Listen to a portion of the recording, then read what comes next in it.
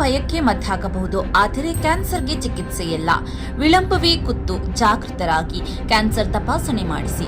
ಸಂಪರ್ಕಿಸಿ Nanjappa life care, Gadikoppa, ಸಾಗರ ರಸ್ತೆ, Shivamogga. 0818267300. Nanjappa hospitals, Maganur Basappa ರಸ್ತೆ, ದಾವಣಗೆರೆ. 081922601111.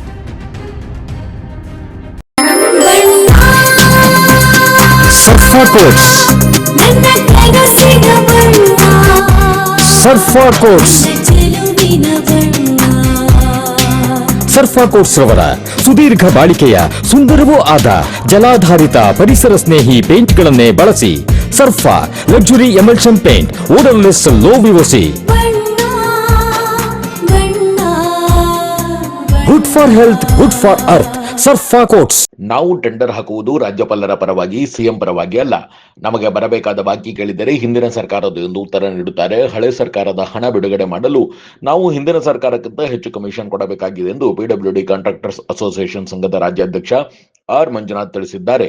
ಶಿವಮೊಗ್ಗದಲ್ಲಿ ಪತ್ರಿಕಾಗೋಷ್ಠಿ ನಡೆಸಿ ಮಾತನಾಡಿದ ಆರ್ ಮಂಜುನಾಥ್, ನಾವು ಮಾಡಿದ ಕೆಲಸಕ್ಕೆ ಕೂಲಿ ಕೇಳುತ್ತಿದ್ದೇವೆ. ಸ್ಥಳೀಯ ಗುತ್ತಿಗೆದಾರರಿಗೆ ಕೆಲಸ ಕೊಡುವ ಬದಲು ಲ್ಯಾಂಡ್ ಆರ್ಮಿಗೆ ಕೆಲಸ ಕೊಡುತ್ತಿದ್ದಾರೆ. ಇದರಿಂದ ಗುತ್ತಿಗೆದಾರರು ಪ್ರಾಣ ಕಳೆದುಕೊಳ್ಳುವ ಸ್ಥಿತಿಗೆ ಬಂದಿದ್ದಾರೆ.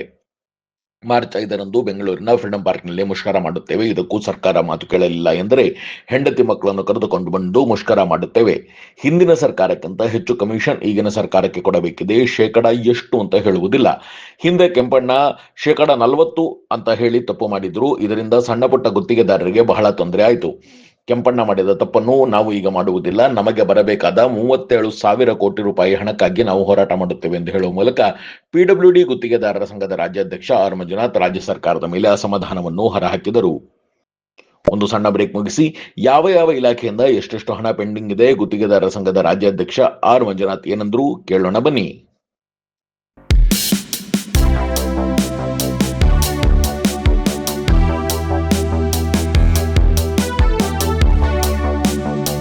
Looking for a little joy in every bite? Dairy Fresh Ice Creams brings you 50+ natural flavors with no added colors and the real taste of fresh fruits. Made with goodness from the Malenadu region. Dairy Fresh Ice Creams, a little joy for all. ಗುತ್ತಿಗೆದಾರರ ಸಂಘದ ಅಧ್ಯಕ್ಷರಾಗಿ ಸುಮಾರು 1 ವರ್ಷ ಆಯಿತು. 1 ವರ್ಷದಿಂದ ಹಿಂದೆ ಕೆಂಪಣ್ಣರಿದ್ದಂಥ ಸಂದರ್ಭದಲ್ಲಿ ಇದೇ ಭ್ರಷ್ಟಾಚಾರದ ವಿಚಾರವಾಗಿ ಹೋರಾಟ ಮಾಡಿಕೊಂಡು ಬಂದಿರತಕ್ಕಂಥದ್ದು. ಅದನ್ನು ಉಪಯೋಗ ಪಡಿಸ್ಕೊಂಡು ಈಗಿನ ಮುಖ್ಯಮಂತ್ರಿಗಳಾದ ಮಾನ್ಯ ಸಿದ್ದರಾಮಯ್ಯನವರು ಅವರ ಪ್ರತಿಫಲವಾಗಿ ಸರ್ಕಾರ ಬಂದಿದೆ. ಆದರೂ ಸಹ ಅವರು ಇದುವರೆಗೂ ಸಹ ನಮಗೆ ಯಾವುದೇ ರೀತಿಯಲ್ಲಿ ಸ್ಪಂದಿಸ್ತಾ ಇಲ್ಲ. ನಮಗೆ ಆದಂಥ ಬಾಕಿ ಹಣ ಸುಮಾರು 37,000 ಕೋಟಿ ಪೆಂಡಿಂಗ್ ಬಿಲ್ ಇದೆ. ಆ 37,000 ಕೋಟಿ ಪೆಂಡಿಂಗ್ ಬಿಲ್ನ ಸುಮಾರು 2.5 ವರ್ಷದಿಂದ ಅವ್ರ ಮೇಲೆ ನಂಬಿಕೆ ವಿಶ್ವಾಸ ಇಟ್ಕೊಂಡು ಅವ್ರು ಮಾಡ್ತಾರೆ, ಅವ್ರು ಕೊಡ್ತಾರೆ ಅನ್ನೋ ಒಂದು ಅಭಿಮಾನದಿಂದ, ಒಂದು ಆತ್ಮವಿಶ್ವಾಸದಿಂದ ನಾವು ಇದುವರೆಗೂ ಬಂದ್ವಿ.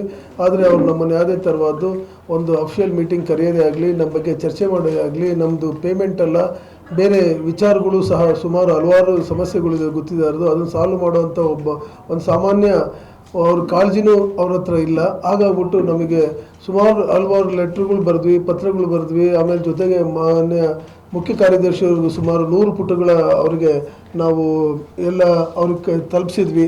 ನಾವು ಕರೆಸ್ಪಾಂಡೆನ್ಸ್ ಎಷ್ಟು ಮಾಡಿದ್ವಿ, ಏನು ಮಾಡಿದ್ವಿ ಅಂತೇಳಿ ಸುಮಾರು 100 ಪೇಜಸ್ದು ರಿಪೋರ್ಟ್ಸ್ ಅವರಿಗೆ ಕೊಟ್ವಿ. ಚೀಫ್ ಸೆಕ್ರೆಟರಿ ಅವರು ಸ್ಪಂದಿಸಿ ಅವ್ರಿಗೆಲ್ಲ ಇಲಾಖೆಗೂ ಸಹ ಕಳಿಸಿದ್ದಾರೆ.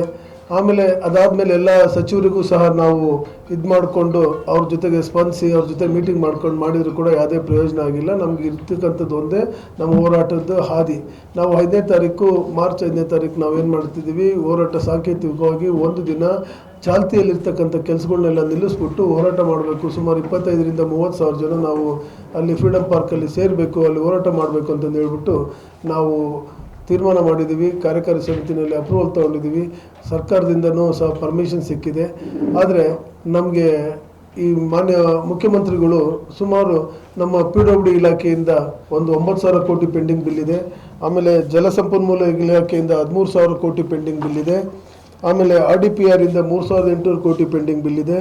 ಸಣ್ಣ ನೀರಾವರಿ ಇಲಾಖೆಯಿಂದ 3,000 ಕೋಟಿ ಪೆಂಡಿಂಗ್ ಬಿಲ್ ಇದೆ ಇಡೀ ರಾಜ್ಯದ್ದು. ನಗರಾಭಿವೃದ್ಧಿ ಇಲಾಖೆಯಿಂದ 2,000 ಕೋಟಿ ಪೆಂಡಿಂಗ್ ಬಿಲ್ ಇದೆ. ವಸತಿ ಮತ್ತು ವಕ್ಫಿಂದ ಅದರಿಂದ 2,000 ಕೋಟಿ ಪೆಂಡಿಂಗ್ ಇದೆ. ಕಾರ್ಮಿಕ ಇಲಾಖೆ ಅನಿಲ್ ಲಾಡ್ ಅವ್ರದ್ದು 2,000 ಕೋಟಿ ಪೆಂಡಿಂಗ್ ಬಿಲ್ ಇದೆ. ಆಮೇಲೆ BBMP ಅದರದ್ದು 2600 ಕೋಟಿ ಪೆಂಡಿಂಗ್ ಬಿಲ್ ಇದೆ. ಇಷ್ಟೆಲ್ಲ ಇದ್ರೂ ಸಹ ನಾವುಗಳು ಸುಮಾರು 2.5 ವರ್ಷದಿಂದ ಸುಮಾರು 3 ವರ್ಷದ ಹಳೆ ಬಿಲ್ ಸ್ನೇಹಿತರೆ. ಇದು 2021, 22, 22, 23, 23, 24 ನಾವು ಇದನ್ನು ಕೇಳಿದರೆ ಹಳೆ ಸರ್ಕಾರದಪ್ಪ, ನಾನು ಹೆಂಗೆ ಕೊಡೋಣ, ಹಳೆ ಸರ್ಕಾರದ ಎಷ್ಟು ದಿನ ಅಂತಂದೇಳಿ ಹಳೆ ಸರ್ಕಾರದ ಹೇಳ್ತೀರ ತಾವು ಮಾನ್ಯ ಮುಖ್ಯಮಂತ್ರಿಗಳು? ಇವ್ರ ಜವಾಬ್ದಾರಿ ಅಲ್ವಾ? ಹಳೆ ಸರ್ಕಾರದ್ದು ಹೇಳ್ಬೇಕು ಅಂದರೆ 6 ತಿಂಗಳು ಹೇಳ್ಬೋದು, ವರ್ಷ ಹೇಳ್ಬೋದು, 2.5 ವರ್ಷಗಟ್ಟಲೆ ಹೇಳ್ತಾರ? ಅದು ಹೇಳ್ಕೊಂತಾನೆ ಬರ್ತಾ ಇದ್ದಾರೆ. ನಾವು ಟೆಂಡರ್ ಆಗ್ತಿರೋದು ಸ್ನೇಹಿತರೆ, ನಾವು ರಾಜ್ಯಪಾಲರ ಪರವಾಗಿ ಟೆಂಡರ್ ಆಗ್ತಿರೋದು. ನಾವು ಮಾನ್ಯ ಮುಖ್ಯಮಂತ್ರಿಗಳ ಪರವಾಗಿರಲಿಲ್ಲ. ಇವತ್ತೊಬ್ಬರು ಮುಖ್ಯಮಂತ್ರಿ ಬರ್ತಾರೆ, ನೆಕ್ಸ್ಟ್ ಇನ್ನೊಬ್ರು ಬರ್ತಾರೆ, ಹಿಂದೊಬ್ರು ಇದ್ರು, ಅವೆಲ್ಲ ನಮಗೆ ಬೇಕಾಗಿಲ್ಲ. ಮಾಡಿರ್ತಕ್ಕಂಥ ಕೆಲಸಕ್ಕೆ ಕೂಲಿ ಕೊಡಿ, ಮಾಡಿರ್ತಕ್ಕಂಥ ಕೆಲಸಕ್ಕೆ ನಮಗೆ ನಮ್ಮ ಪೇಮೆಂಟ್ ನಮಗೆ ಕೊಡಿ. ಬ್ಯಾಂಕ್ಗಳಲ್ಲೆಲ್ಲ ಅಡ ಇಟ್ಟಿದ್ದೀವಿ, ನಮ್ಮ ಆಸ್ತಿಗಳೆಲ್ಲ ಅಡ ಇಟ್ಟಿದ್ದೀವಿ. ಹೌದು, ಈಗ ನಮ್ಮಲ್ಲಿ ಏನಾಗ್ತಿದೆ ಅಂದರೆ, ನಮ್ಮಲ್ಲಿ ಕಮಿಷನ್ನು ಸತ್ಯ, ಕಮಿಷನ್ ಇರೋದು ಸತ್ಯ, 2 ಮಾತಿಲ್ಲ. ಅದೇ ಹಳೆ ಸರ್ಕಾರಕ್ಕಿಂತ ನಾವು 30-40%, 50% ಅಂತ ಹೇಳಲ್ಲ. ಮಾನ್ಯ ನಮ್ಮದು ಮಾಜಿ ಅಧ್ಯಕ್ಷರು ಕೆಂಪಣ್ಣವರು 40% ಅಂದ್ಬಿಟ್ಟು ಸುಮಾರು 1.5 ಲಕ್ಷ ಕಾಂಟ್ರಾಕ್ಟ್ರಿಗೆ ಭಾಳ ಅನಾನುಕೂಲ ಆಯಿತು. ಅಂದರೆ ನಾವು ಇವ್ರ ಜೊತೆ ಭಾಳ ಮಾಡಬೇಕು, ಕಷ್ಟನೋ ಸುಖನೋ, ನಾವು ಒಂಥರ ಗಂಡ ಹೆಂಡತಿ ಇದ್ದಂಗೆ, ಕಷ್ಟನೋ ಸುಖನೋ ನಾವು ಜೀವನ ಮಾಡ್ಕೊಂಡು ಹೋಗುವಂಥ ಪರಿಸ್ಥಿತಿ ಇದೆ. ಆಮೇಲೆ ನಾವು ಇಲ್ಲಿ ಕುತ್ಕೊಂಡು ನಾವೇನು ಇಲ್ಲಿ ಪದಾಧಿಕಾರಿಗಳು ನಾವು ಮಾತಾಡ್ತೀವಲ್ಲ, ನಮ್ಮ ಮಾತು 1.5 ಲಕ್ಷ ಜನಕ್ಕೆ ತೊಂದರೆ ಆಗಬಾರ್ದು ಅನ್ನೋದು ಅಷ್ಟೇ. ಬಿಟ್ಟರೆ ಹಳೆ ಸರ್ಕಾರಕ್ಕಿಂತ ನಾವು 40-60 ಅಂತ ನಾವು ಹೇಳಿಲ್ಲ. ನಾವು ಹಣ ಬಿಡುಗಡೆ ವಿಚಾರದಲ್ಲಿ ಜಾಸ್ತಿ ಇದೆ ಅಂತ ಇವಾಗಲೂ ಹೇಳ್ತೀವಿ, ಮುಂದೂ ಹೇಳ್ತೀವಿ. ಈಗಿರೋ ಸತ್ಯ ಅದನ್ನು ನಾವು ಸ್ಟ್ರೈಕಿನ ದಿನ ನಮ್ಮದೇನು ಫ್ರೀಡಮ್ ಪಾರ್ಕಲ್ಲಿ ಸ್ಟ್ರೈಕ್ ಮಾಡೋ ಸಂದರ್ಭದಲ್ಲಿ ಎಲ್ಲ ಇಲಾಖೆ ಎಷ್ಟೆಷ್ಟು ಅಂತ ಹೇಳೋವಂಥ ಕೆಲಸನೂ ಮಾಡ್ತೀವಿ ನಾವು. ಅದರಲ್ಲಿ ಏನು 2 ಮಾತಿಲ್ಲ. ನಾವು ಹೇಳೋದು ಬೇಡ, ನಮ್ಮ ಜೊತೆ ಸ್ಟ್ರೈಕಿಗೆ 25,000 ಜನ ಬರ್ತಾರಲ್ಲ, 25,000 ಜನ ಹೇಳ್ತಾರೆ. ನಾವು ಹಂಗೆ 40-60 ಅಂತಂದೇಳಿ ಹೇಳಲಿಕ್ಕೆ ನಾನು ತಯಾರಿಲ್ಲ, ಅದು ಹೇಳಲೂಬಾರ್ದು. ಯಾಕಂದರೆ it will effect for 1,50,000 contractors, poor ಅಮಾಯಕ ಕಾಂಟ್ರಾಕ್ಟ್ರಿಗೆ ಎಫೆಕ್ಟ್ ಆಗ್ತದೆ ಅದು. ಸೊ 40% ಅಂತ ನಾವು ಹೇಳ್ತಿದ್ದೇವಲ್ಲ ಸ್ನೇಹಿತರೆ, 40% ಅಂತ ಹೇಳಿದ್ದು ತಪ್ಪು. ಕೆಂಪಣ್ಣವ್ರು ಅವಾಗ ಹೇಳ್ಬಿಟ್ರು 40% ಅಂತ. ಕೆಂಪಣ್ಣವರು ಹೇಳಿದ್ದನ್ನ ನಾವೀಗ ಅನುಭವಿಸ್ತಾ ಇದ್ದೀವಿ. 40% ಅಂತಂದೇಳಿ ನಾವು ಎಲ್ಲಿ ಹೇಳಿಕ್ಕೆ ಎಲ್ಲರೂ ಹಿಂಗೆ ಇರ್ತಾರ? ಎಲ್ಲರೂ 40% ಕೈ ಆಗುತ್ತಾ? ನಾವು ಆಗ್ತಾ ಇಲ್ಲ. ಯಾಕಂದರೆ ಎಷ್ಟೊಂದು ಜನ, ಅದರಲ್ಲೂ ಒಳ್ಳೆ MLAಗಳಿದ್ದಾರೆ, ಒಳ್ಳೆ ಜನಪ್ರತಿನಿಧಿಗಳಿದ್ದಾರೆ, ಒಳ್ಳೆ ಮಿನಿಸ್ಟ್ರುಗಳು ಇದ್ದಾರೆ. ಅದರಲ್ಲಿ ಕೆಲವರು ಇರ್ತಾರೆ, ಕೆಲವರು ಈ ಥರ ಹಿಂಗೆ ಇರೋದ್ರಿಂದ ಸಮಸ್ಯೆಗಳಾಗ್ತಿದೆ. ನಮ್ಮ ಮೂಲ ಸಮಸ್ಯೆ ನಮ್ಮದು ಹಣ ಬಿಡುಗಡೆ ಆಗಬೇಕು, GST ಪ್ರಾಬ್ಲಮ್ಮು ಸಾಲ್ವ್ ಮಾಡಬೇಕು. GST ಪ್ರಾಬ್ಲಮ್ 2017, 18, 19, 20ಕ್ಕೆ ನಮ್ಮದು ಸುಮಾರು ಎಲ್ಲ ಹೊರ ರಾಜ್ಯದ್ದು ಎಲ್ಲ 5-6 ರಾಜ್ಯಗಳು, ಅಕ್ಕಪಕ್ಕ ರಾಜ್ಯಗಳೆಲ್ಲ ಕೊಟ್ಟಿದ್ದಾರೆ. ಒರಿಸ್ಸಾ ಆಗಿರ್ಬೋದು, ಮಹಾರಾಷ್ಟ್ರ ಆಗಿರ್ಬೋದು, ಆಂಧ್ರ, ತಮಿಳುನಾಡು ಎಲ್ಲರೂ ಕೊಟ್ಟಿದ್ದಾರೆ. 5 ವರ್ಷದಿಂದ ನಾವು ಹೋರಾಟ ಮಾಡ್ತಿದ್ದೀವಿ. ನಮ್ಮದು ಸಾವಿರಾರು ಕೋಟಿ ರೂಪಾಯಿ GST, ವ್ಯಾಟಿಂದ GST ಬಂದಂಥ ಸಂದರ್ಭದಲ್ಲಿ ಆ ಡಿಫ್ರೆನ್ಸ್ 8% ಕೊಡಬೇಕು.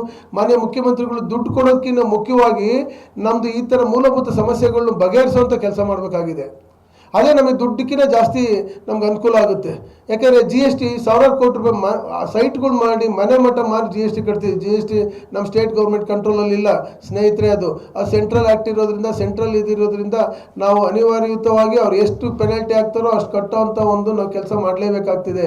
ಮಾನ್ಯ ಮುಖ್ಯಮಂತ್ರಿಗಳು ಮಧ್ಯಸ್ಥಿಕೆ ವಹಿಸಿ ಮೀಟಿಂಗ್ ಕರೆದು, ಅಫಿಷಿಯಲ್ ಮೀಟಿಂಗ್ ಎಲ್ಲ 8 ಜನ ಸಚಿವರಾಗಬೇಕು, ಆಮೇಲೆ ಕಾರ್ಯದರ್ಶಿಗಳಾಗಬೇಕು, ಮತ್ತು ನಮ್ಮ ಸಂಘದ ಪದಾಧಿಕಾರಿಗಳು ಕರೆದ್ಬಿಟ್ಟು ಯಾರು ಕೆಲಸ ಮಾಡ್ತಾರೋ ಜಿಲ್ಲೆ ಅಧ್ಯಕ್ಷ, ಸೆಕ್ರೆಟರಿ ಕರೆದು ಮೀಟಿಂಗ್ ಮಾಡಿದರೆ ಮಾತ್ರ ಈ ಪ್ರಾಬ್ಲಮ್ ಸಾಲ್ವ್ ಮಾಡ್ಲಿಕ್ಕೆ ಸಾಧ್ಯ ಆಗ್ತಿದೆ ಸ್ನೇಹಿತರೆ.